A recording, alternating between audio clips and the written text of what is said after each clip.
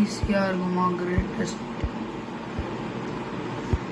இது வந்து நான் இம்பாசிபிள் ஓபின்னு ஒன்று விளாண்டோம்ல, அந்தமாரி தான் இன்ஃபினிட்டி ஸ்டேஜ் போய்கிட்டே இருக்கும் ஸ்டேஜ்.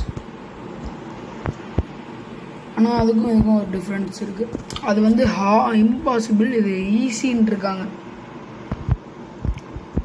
ரொம்பவே ஈஸியாக தான் இருக்குது. முன்னாடி விளாண்ட பேரி பர்சன், ஒரு நிறையா ட்ராப் த பேங்க் எல்லாமே கலந்து போட்டிருக்காங்கன்னு நினைக்கிறேன். ஈஸின்னு இருக்காங்க, அப்புறம் ஏன் அவுட் ஆகுறேன்னு நினைக்காதீங்க. ஈஸியில் வெற்றிலையும் ஒரு தோல்வி ஒளிஞ்சிருக்கும், ஆனால் அதையும் முடிப்பேன்.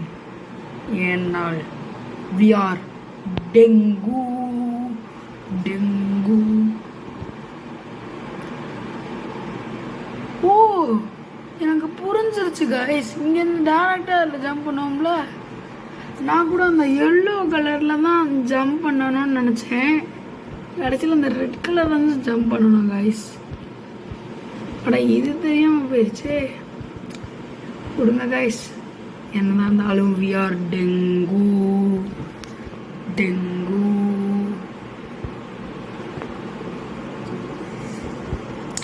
இன்னைக்கு வீட்டுக்கு வர கொஞ்சம் டைம் ஆயிடுச்சு.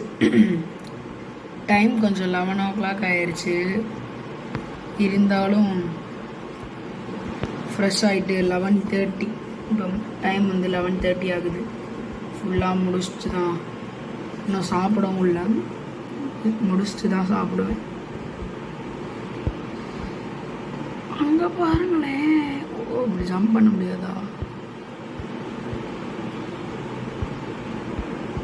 ஏன்டா லேட் ஆயிடுச்சுன்னு கேட்குறீங்க. எனக்கு தெரியும். இன்னைக்கு கொஞ்சம்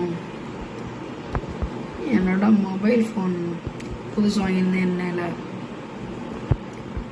அது கொஞ்சம் டெம்பர் கிளாஸ் பார்க்கலான்னு போனோம். அதாவது டெம்பர் கிளாஸ் இல்லை, பேக் கேஸ்.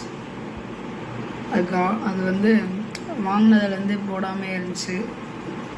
கீழே ஒரு அடி கீழே விழுந்துச்சா, நல்ல வேலை கீழே தடுக்கி கை தடுங்கிருச்சு. ஆனால் பிடிச்சனால பிடிச்சது பயமாக இருந்துச்சு. அதான் இன்னைக்கு போயிட்டு அப்படியே வெளில வந்துட்டு கேஎஃப்சி போயிட்டு